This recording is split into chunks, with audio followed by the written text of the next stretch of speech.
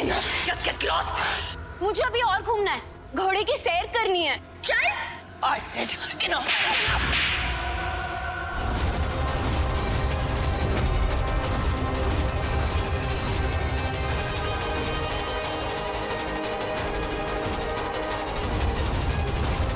चाची तू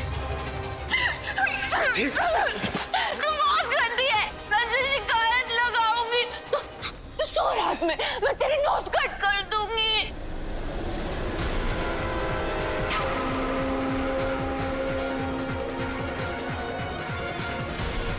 डॉक्टर साहब, आप जल्दी से घर आ जाइए। पूजा,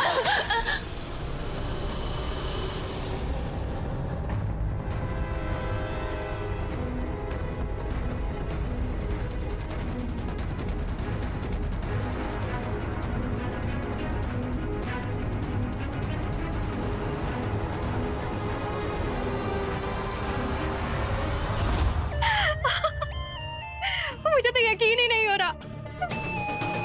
दुल्हन पगला गई। पूजा पागल हो गई। Oh my God!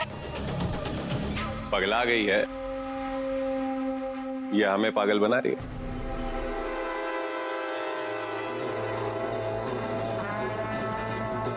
लेकिन टेंशन नॉट बीवी जी, पूजा अगर हमें पागल बना भी रही है, उसके पागलपन का थोड़ा सा फायदा हम भी उठा सकते हैं। What's it? तुम्हारी इन मन घड़ंत कहानियों से मुझे कोई फर्क नहीं पड़ेगा। तो चलिए एक आखिरी कहानी और सुना देते हैं आपको, शायद उससे कुछ याद आ जाए।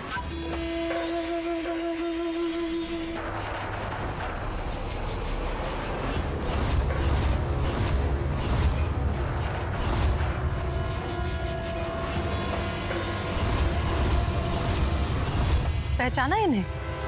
हमारी मां जानकी और पूजा के पिता भूषण गोयल। ये क्या कर दिया बच्चे ने? मेरी भलाई लेकर के खुद की जिंदगी बर्बाद कर दी। एक बार भी खुद के बारे में नहीं सोचा इसने। कल शादी का मुहूर्त है, मेरी तो कुछ समझ में नहीं आ रही कि ये शादी कैसे होगी। नहीं भाभी, आप बिल्कुल चिंता मत कीजिए। बाबूजी खुद खड़े होकर अपने पोते की शादी करवाएंगे। देखिए, अपनी प्रार्थनाओं में अपनी पूरी जान लगा दीजिए। अपनी सास की सारी बलाएं खुद पर ले ली उसने। तुम्हारी माँ को नई जिंदगी दे गई ये बच्ची।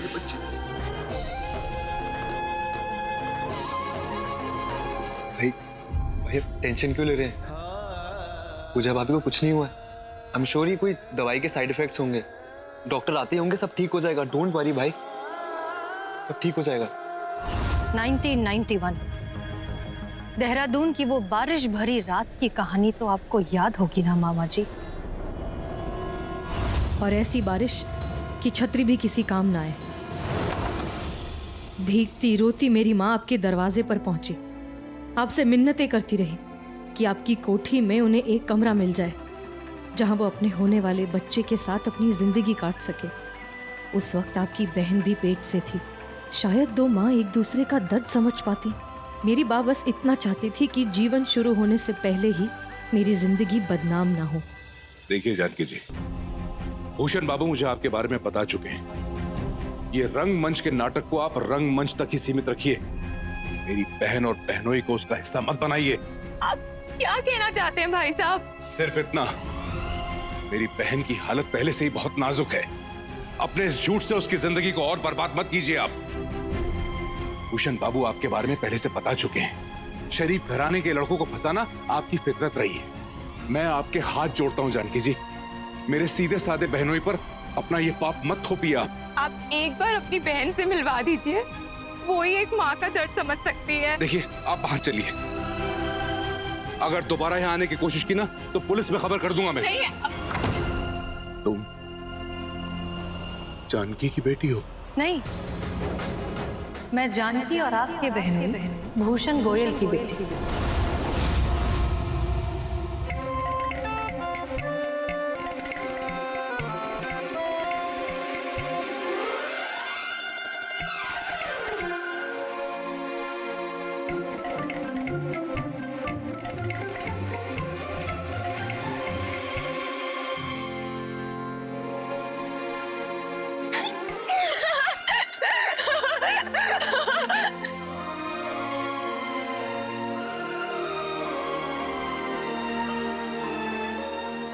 पूजा, बेटा आप ऊपर क्यों खड़ी हैं? आप नीचे आइए ना सबके पास। नीचे आ जाऊं? पहले गंदी चाची को कमरे में भेजो, वो मुझे मारती है। नहीं पूजा बेटा, यू डोंट वरी, कोई आपको कुछ भी नहीं कहेगा। आप प्लीज नीचे आ जाइए। पक्का प्रॉमिस? प्रॉमिस, पक्का प्रॉमिस।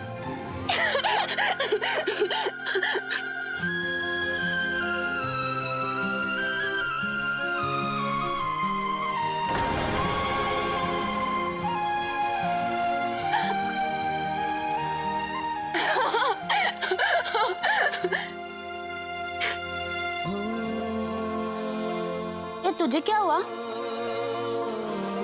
तू रो क्यों रहा है?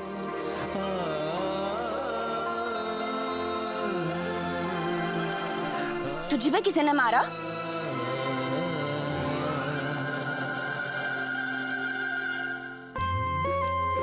मुंह में दही जमा रखी है, फिर कुछ बोल क्यों नहीं रहे?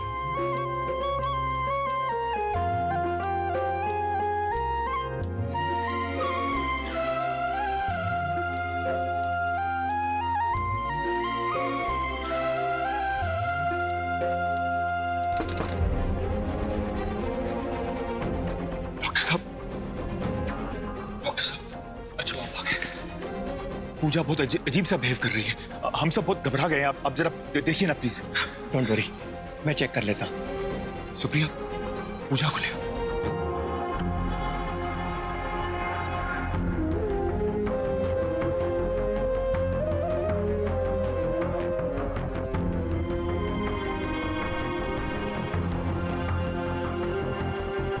मेरे साथ आओ बेटा। बेटा डॉक्टर साहब आए हैं, तुमसे मिलना चाहते हैं। मुझसे मिलने? क्यों? हेलो, अब कैसा महसूस कर रही हैं आप? Are you fine? ये मुझे फिर से सुई लगाने तो नहीं आए? नहीं, मैं सफेद कोट वाले अंकल के साथ नहीं जाऊंगी। ये बुरे हैं, ये मुझे सुई लगा देंगे। नहीं, हम आपको सुई लगा। बेटा मेरी बात सुनो।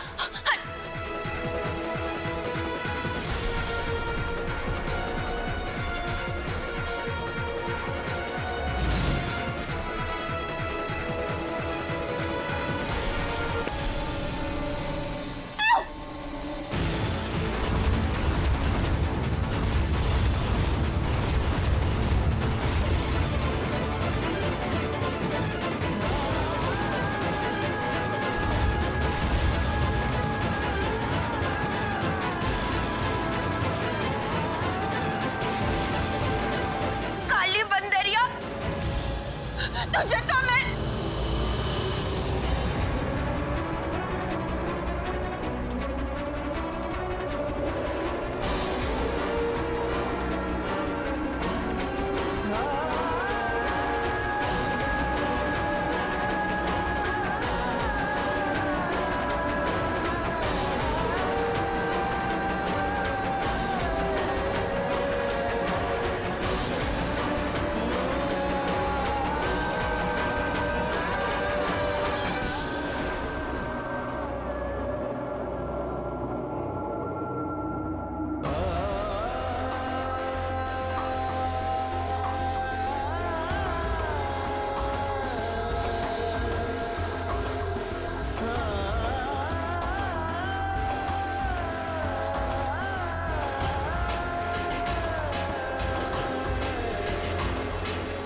हमारी माँ तो मर गई, लेकिन उसका गुस्सा अब भी हम में जिंदा है।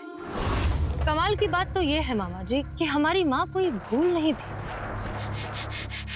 बस एक डरपोक आदमी की कमजोरी थी, और आप उसी डरपोक आदमी की ताकत। तुम गलत समझ रही हो बेटा। तुम्हारे और मेरे सच में जमीन आसमान का अंतर है। मुझे आज भी वो दिन अच्छी तरह से याद है। भूषण बाबू बहुत घबराए हुए थे। उन्होंने तो मुझसे कहा था कि आपकी माँ एक नाटक कंपनी में काम करती थी और कॉलेज के समय से मेरे बहनोई के पीछे पड़ी हुई थी, पर उन्होंने कभी जानकी की तरफ नजर उठाकर भी नहीं देखा। और अचानक इतने सालों बाद जानकी जी फिर से उनके पीछे पड़ गई थी।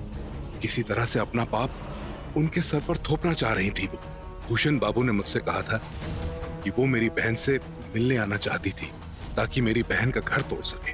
मुझे नहीं मालूम था कि मेरे बहनोई गलत हैं, इसीलिए मैंने उन्हें आश्वासन दे दिया कि मैं जानकी को उनकी जिंदगी से दूर कर दूंगा।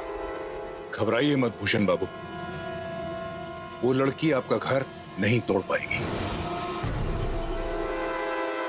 मेरी बात पर यकीन करो बेटा, मैं नहीं जानता था कि तुम्हारी माँ सच कह रही है। नाजायज औलाद थी, तभी तो हमारी किस्मत में ऐसा लिखा था। हमारे पिताजी तो हमारी माँ के गुनहगार हैं ही, पर मामा जी आपने भी गलतियां कम नहीं की। बिना सच जाने, बिना जांच पड़ताल किए आपने हमारी माँ को इस तरह से धुतकार के भगा दिया। कोई बात नहीं, उसी गलती की भरपाई करने के लिए तो हमने आपको ढूंढा है मामा जी। अब आपकी भांजी को हमसे कौन बचाएगा मामा जी?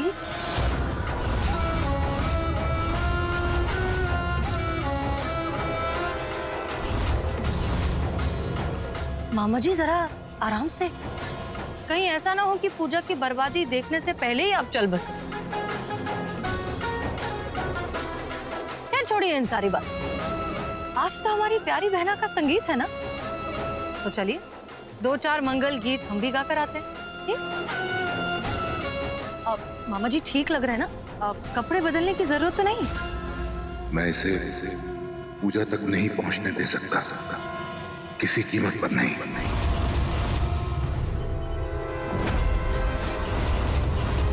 Sister, cotton.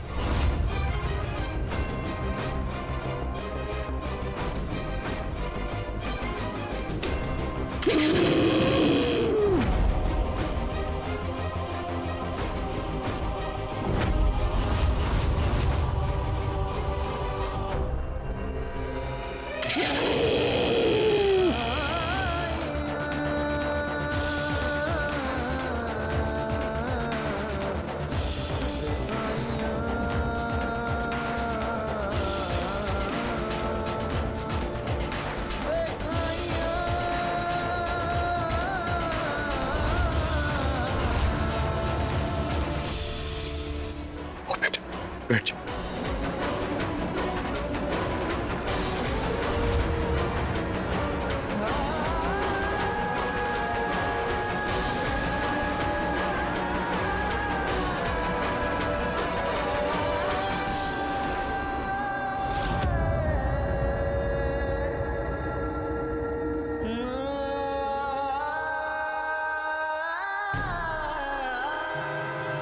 डॉक्टर, ये पूजा कैसी है?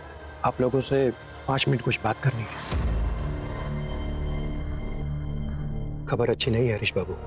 सिर पर चोट लगने की वजह से उनके नर्वस सिस्टम पर बहुत बुरा असर पड़ा है, जिसकी वजह से उनका दिमाग एक छोटी बच्ची की तरह बिहेव कर रहा है। पर इसका कोई इलाज? जब बीमारी का कोई नाम ही नहीं है तो इलाज क्या होगा? आई एम अफ्रेड ये हो सकता है पूजा जी अब फिर कभी भी नॉर्मल ना भी हो पाए।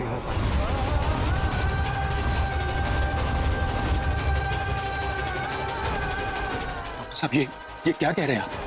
ऐसा कुछ भी नहीं होगा। मैं पूजा को दिल्ली, मुंबई के बेस्ट डॉक्टर के पास लेकर जाऊंगा। दुनिया का बेहतर से बेहतर ट्रीटमेंट मिलेगा उसको।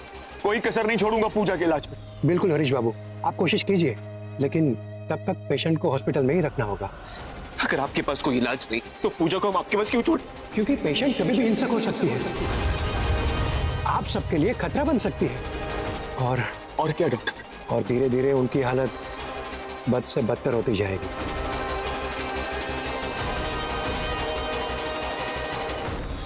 मामा जी हम तैयार हैं, चले? ठीक है बेटा, लेकिन मैं जरा पूजा से बात करूं।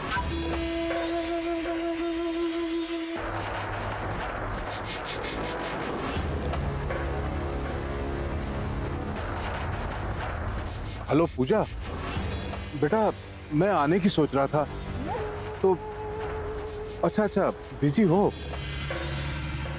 ठीक है, फिर मैं आज या फिर कल आ जाता।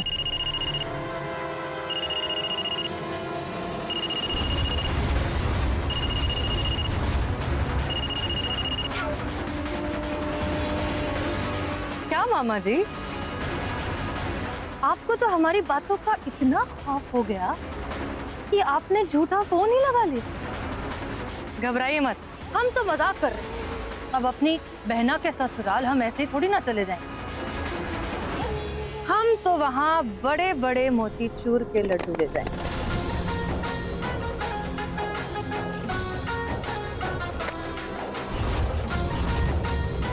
बस अब दुआ कीजिए कि उनमें से जहर से टपकता हुआ लड्डू उसके ससुराल वाले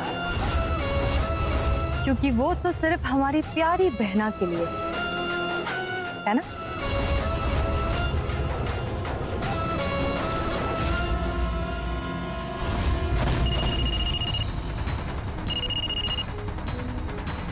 जी सुप्रिया जी। क्या? इस वक्त हमारे पास पेशेंट को हॉस्पिटल में एडमिट करने के अलावा और कोई सॉल्यूशन नहीं है।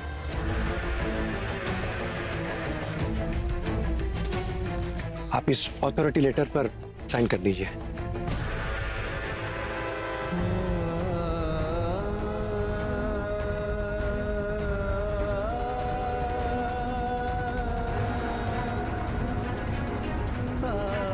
डोंट वरी बेटा, पूजा का इलाज बेस्ट हॉस्पिटल्स में होगा, लेकिन फिलहाल के लिए जैसा डॉक्टर साहब कह रहे हैं उसे यहां एडमिट करना ही होगा। हिम्मत रखो मेरे बेटे।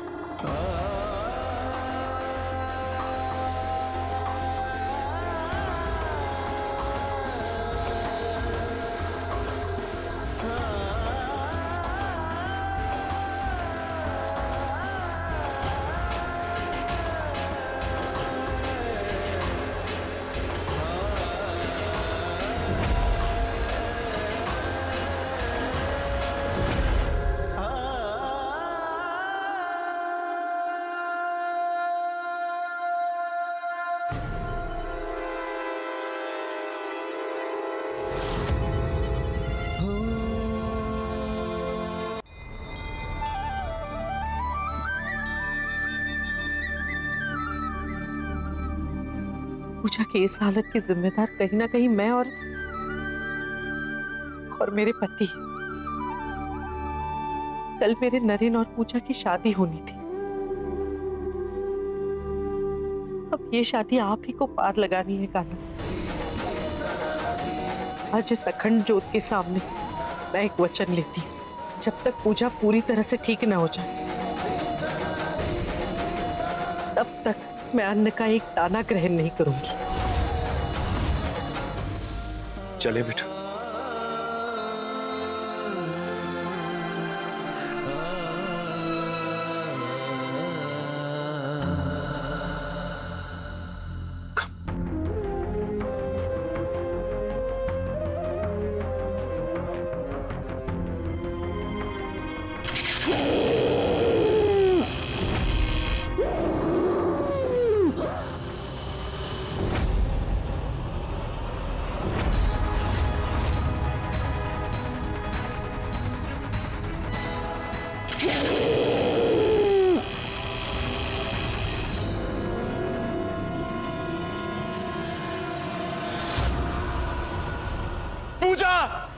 Mister Vyas,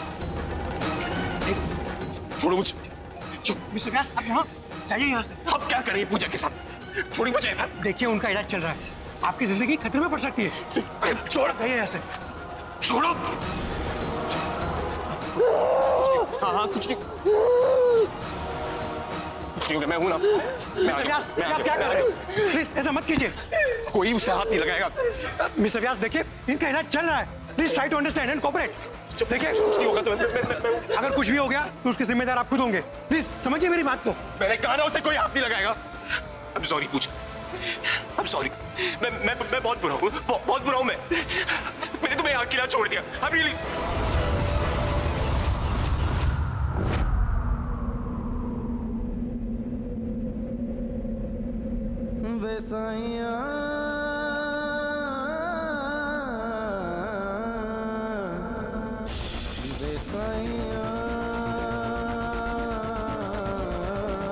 I'm sorry।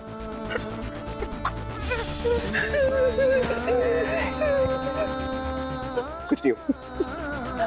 मैं तुम्हें यहाँ 1 मिनट भी नहीं रहने दूंगा। जब आपके पास पूजा के लिए कोई इलाज नहीं, तो अपनी बीवी को मैं आपके पास क्यों छोड़ूं? मेरी पूजा को किसी डॉक्टर की जरूरत थी। मेरी बीवी का इलाज मैं खुद ही दूंगा और उसे ठीक भी मैं ही करूंगा।